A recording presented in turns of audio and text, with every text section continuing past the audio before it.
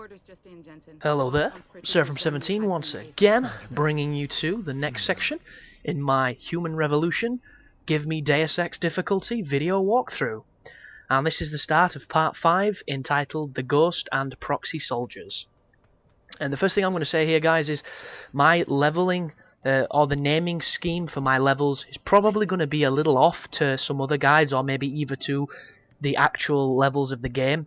The main reason for this is what I'm using as a basis is when you continue your game after you've saved anywhere and turned exited the game and whatnot, when you reload, it summarizes the plot in points, and they go up to, I think, about 15. So what I'm doing is I'm using those points that describe what has just been accomplished in the previous chapter to set up the one that you're going to be going on to as the naming scheme. So that's how I'm grouping them, so do apologise if they are a little bit off or a little bit different to what you're expecting. The entire game is here minus the side quests, because as I've mentioned before, I won't be doing those. So here we are. So once you finish talking with Malik, you are now free to explore the Sarif Industries once again. You're also free to go out into Detroit City and start doing side quests, start visiting the shops, start doing pretty much whatever you want to do, because this is your Deus Ex, and you play it the way you want to play it. I'm not going to be wasting any time, so I've rushed all the way up into Pritchard's office, and we're now discussing some things that don't add up, but I'm not going to dwell too much on the gameplay as far as, you know, the subtle nuances of the story and so on and so forth, because I don't want to ruin it for people. And that's the very reason why I'm not going to have the ending in on this guide, because I don't believe in putting cutscenes, endings and all that kind of stuff in it for the storyline, because if you want to know that stuff, you should play the game. That's what they're for, that's why they're designed, and this is really a game that everybody should check out, even if it's not your cup of tea, even if it's not, you know, the games you usually stray towards, because it's just so unique. But here is the upgrade station, and what I'm going to be buying is the Typhoon explosive system. That is the first thing I'm going to be purchasing, and I mentioned on an earlier video that I wouldn't be buying the second upgrade. That is a mistake. I have most recently found out, unfortunately, after I'd finished recording the guide, because the guide is done now, that the second upgrade for the Typhoon does increase its damage towards humans and bosses. The description itself is a little misleading though, because what it says is, it says it increases the damage of it so that it will now affect machines and kill robots, because before it wouldn't. So I didn't think it was worth buying, and thus I don't buy it on my entire playthrough. But it turns out it pretty much doubles the damage of the device, and I didn't know this, so I am saying right now, buy that upgrade. It will make bosses even simpler than they have to be, because my boss fights on this guide, they're all pretty much immaculate and very easy strategies, but they would have been immensely quicker if I would have known that one simple fact that I misunderstood and I didn't quite catch. But once you've done talking to Sarif, I cut the conversation out because some of the chats are a little bit long, and the only one that I'm going to be keeping in is when I get the hormone attachment, the augment, which allows you to see the mood of the conversation, and if the character is an alpha, a beta, or an omega. And the reason for that is the conversations that usually crops up in are the ones that will result and affect the gameplay. So I'm going to be showing you the choices to get a certain result from those conversations, and you will be seeing those later on in the game when I actually buy that ability. But this is quite a long level. This is the first level of my guide that's broken up into 2 sections, I do believe, and this first video is quite hefty. And I don't know what the hell that is on the head of that cactus, but I wanted to try and pick it up, and lo and behold, I failed. But a little tip as well, when you see the newspapers or you see the ebooks, there is actually an achievement for finding all the ebooks, but I haven't done it. But even if you don't care about achievements and you're not bothered about reading them, make sure you pick them up, because every so many that you do pick up, you will be rewarded with experience for being a scholar, for being an explorer, and things like that. And it's only 200 points, but they do add up if you do them frequently enough. So when you exit out into Detroit City, you will now notice that there is a lady in front who is the mother of the scientist that was killed right at the start, Megan's mother, and she's going to ask you to do a side quest, and I kind of skipped the cutscene of her talking because I'm not going to be doing it. But it's well worth doing because it's interesting, it's fun, and it's unique. I am, however, going to be going straight to the limb clinic, I do believe, and seeing what they want from me there. So when you cruise over here, I've skipped directly to the conversation because there's a little bit of a cutscene that goes off there, but it's all good. All she's going to tell me is that I don't need the neuropazine injections, which is something that people who use augments have to take after a while when the augment and their body starts to reject them. But what I'm doing here is I'm going to be buying some of the Cyber Boost Pro Energy jars. I'll buy all those till they run out, and I'm going to buy all the Typhoon ammo till that runs out. If I do have 5,000 credits, I will be picking up a Proxy kit, but I don't think I had enough then. And the reason I do this is so that I have enough Typhoon rounds to kill the bosses, and so that I have enough of the nutrients that restore your energy powers to sneak through areas once I get stealth, or to do a takedown, or to do the Typhoons itself. It's all in preparation for later parts of the game. And right here, as you can see, I've moved into the surgery, going lab to lab to see what's going off, but there isn't too much to collect, so you don't have to do this. This is purely exploration based. It doesn't have any preface in the game, but I do believe playing the game the way I'm doing it, which is doing only the story missions as quickly as you possibly can, is not the way to play this game. This is a game that has such a fresh and interesting universe that it just asks for you to explore it, and if you don't do that, it's a massive disservice to it.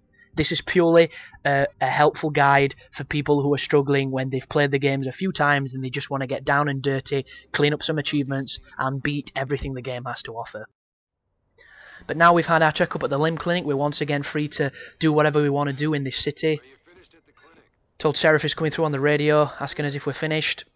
And I think he's going to ask us now to go to the police station to try and get the neural hub from the guy in the morgue. And this is one of the first conversation challenges you're going to come up against, where you have to persuade the guy to let you into the morgue. And it is quite an interesting sequence, but I've come into this shop here, which is the gas station, and this guy is a vendor, and I'll be using him to sell all my goods to, and occasionally buying explosive devices. So, let's have a see what he's got.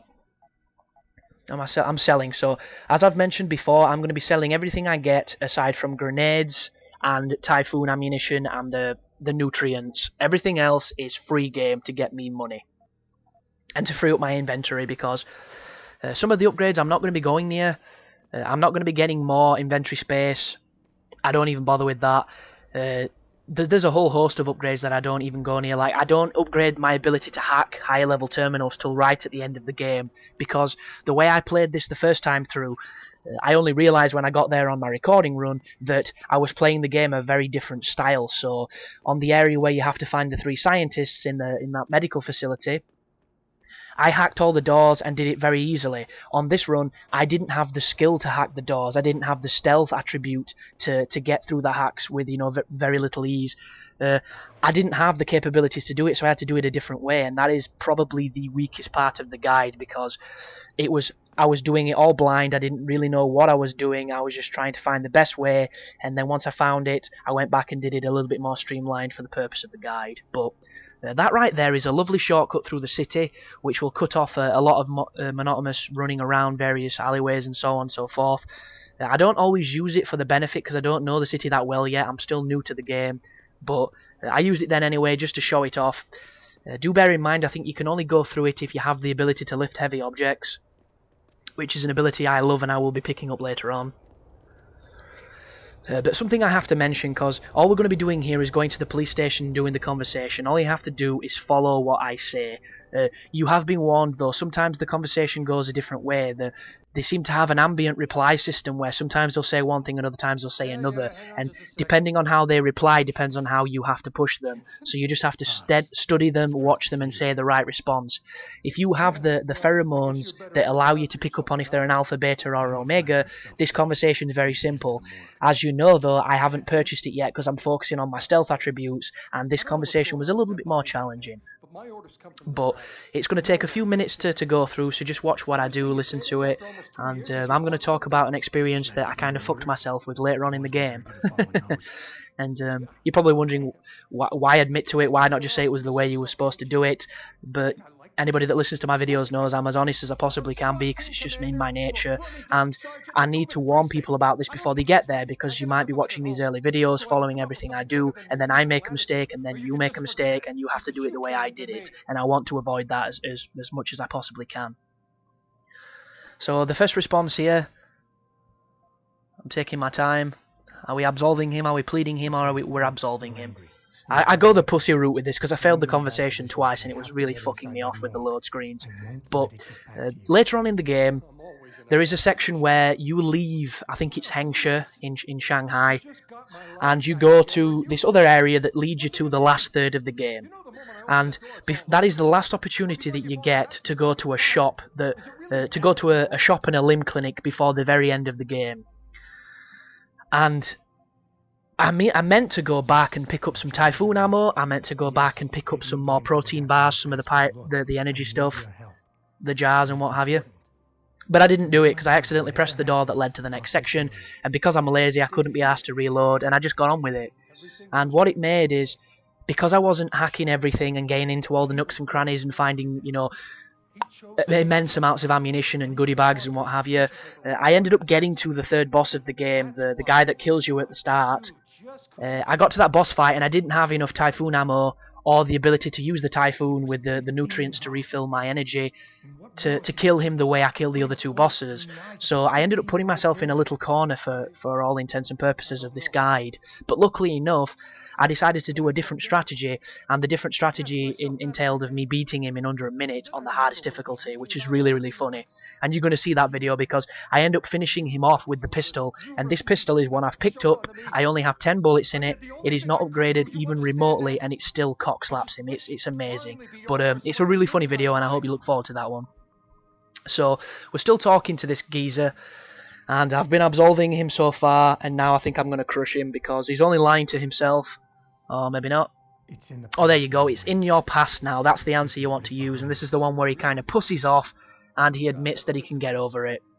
And he tells you how good it feels and starts tickling your balls, and then you both make love and share a cigarette and blah blah blah, get the fuck on with it. But the whole point in this is we need to sneak into the morgue so that we can get the neural chip from the dude who committed suicide, and then we can get it scanned. And once you do that successfully, you will get 1,000 experience for the gift of the silver tongue. And this police station is quite interesting because there's about 3 levels to it, and there is a hell of a lot of cheeky vents that will get you into locked offices and computers to hack and rooms to hack and goodies to find. There's even an armory to get into if you have the right abilities. And on my first playthrough, I got into quite a lot of trouble in this police station because I was in every room I wasn't supposed to be. I was hacking everything that I couldn't hack and all sorts of madness. So I did have quite a good time with it, and I would recommend searching everywhere in here because you will find a lot of good stuff. But for the purpose of this guide, I'm just going to go straight to the morgue. I'm going to start raping through these lockers and finding all the goodies, and then I'm going to get on with the rest of the game. And one thing that really translates from this being a PC, you know, optimized game is the fact that a lot of the picking stuff up is very precise. It's almost for the point-and-click mouse precision that you get from a PC. And obviously, with the controller, it can be a little bit difficult, especially when you put the sensitivity the highest it can go, and it still feels like Jensen controls like a fucking fridge. But it's just the one criticism I could say is you often don't know what you can and can't pick up because you have to literally put the dot on it, and you have to be at such a range that you were in, you know, grabbing reach, which I suppose is realistic, but at the same time you can miss things that are very obvious just because you didn't think you could grab them. But here is the morgue worker. He looks a little bit like, I think it's Stephen Baldwin, but we'll let him off. And he just talks a lot of shit. Jensen puts on his Clint Eastwood voice and deals some justice, and then we get to examine the body. And once you examine the body, Pritchard's is, I think it's either Sarif or Pritchard that basically say you don't want to do it, examine it in the morgue, you need to take it to a secure location, and that's exactly what you do. Ultraviolet means ultraviolet, and I know how touchy you guys get when it comes to... So he's just talking about the various different faculties as far as, you know, confidentiality when it comes to Sarif Industries and their augmented products. He's waving his hands a lot. I mean, check him out. What's he doing? And then he walks away, and then you can go over and examine the body. So there he is, the ventilated cranium of the human front terrorist. And you should be able to get, there you go, there's your praxis point for completing a goal. You can look around the morgue to see if there's any items, but once again, it can be quite difficult unless you know exactly where they are and you're familiar with the area. That's another one of the yearbooks. That's the scholar bonus that I mentioned in an earlier video, and that is a lovely, lovely credit of 400 credits there. So I'm trying to pick up all sorts of stuff. I'm just just trying to rob the morgue, just steal all the medication and the lumbering surgical tools I can. Which, if you could pick everything up similar to like Fallout 3, this game would be fantastic because you would sell so much shit to those vendors. You'd just have fucking surgical tubing and bloody beakers and Bunsen burners, and I'd be picking up printers and shit. I'd be robbing people's desks. But this is obviously the area where all the detectives are, and you can go around listening to some of the conversations or looking on the computer desks or even robbing the desks if you can get away with it. A little technique, which is as obvious as it is as effective, is to save before you try and hack anything or steal anything, because if you do get seen, the police can get a little sketchy with you. There's a few areas of the game where the police are on alert, and if you even do anything remotely that could provoke violence, they will kill you dead. They do not give a shit. There's one bit coming up later on in the game where there's actually riots kicking off because everybody's protesting, you know, shit is hitting the fan. And I was running through an alleyway and there was a bin in my way, and because I have the strength upgrade and I like picking things up and jumping and being an idiot, I picked this bin up and I threw it like Zeus. I was like, fuck you bin, see you later. And this bin ended up landing near a police officer. It didn't hit him, but it was enough to piss him off for everybody to go red, and they gunned me down in a second. I had a lovely perforated jacket at the end of that one. And it kind of sucked, so just be very careful when anybody is even remotely alerted to you, because, you know, shit can kick off and it's not even your fault a lot of the time. But here we are back at the Chiron building. This is, of course, Jensen's flat, and this is where we have to take the technology for Pritchard to examine it. And this is the first glimmer, I do believe, into some of the backstory to Adam Jensen, because you can read some of his emails, which are very tragic, and you can learn that the first time he saw himself all augmented, he smashed his mirror because it was too much, which is a lovely, subtle piece of storytelling, and this game has so many nuances that are really well put together. Superly put together, I would think. But there's your flat. When you cruise in here, there's all these ridiculous cereals, which I do love, fake brands in games to get away from copyright infringements. There's nothing better than that. There's like Pirate Crunch or something instead of Captain's Crunch, and just all sorts of shitty cereal names. It's glorious. But there's not much really in here to examine. There is a secret stash, I believe, because you hear a message about it, but I haven't found it because I don't really pay that much attention. It's probably super awesome and gives you, you know, the best gun on the game, but I never found it. Anyhow, you examine the computer, it's going to go to a cutscene. I just skipped it right there, and we're back onto the emails. So we get a new access code through that, and I'm going to run around trying to pick shit up once again, as I usually do. And then it's going to be continued in the next video, where we will be finding an antenna on top of a roof in gang territory where we have to shut it down. And it is the first real stealthy section of the game that might actually take a couple of tries, because there are a couple of areas that aren't too obvious, but luckily enough, this video should guide you through them with no trouble whatsoever, and you should come out on top, a champion, a hero, a ghost, and the Foxiest of the Hounds. But jump back in the Mass Effectian elevator, because these motherfuckers do take their time. And it's something I was thinking as well when I got in the elevator. This is purely from a programming and a game development standpoint. When they're making the elevators and you go inside of them, do you think they move? Do you think they even take the time to animate them between areas? Or do you think they don't move, it's all sound effects, and it's just a case of when you come out the other side, it teleports you to a completely different piece of geometry? I was just thinking about that the other day. I know it's kind of random, but it did get me pondering. And for anybody who hasn't played the game, who's wondering what the blue crosses are on the map, they are the indications of side quests, but as I've mentioned, I won't be doing them in this guide. But that's the first part of this level. I will see you in the next. As always, thanks for watching, guys, and you take care now.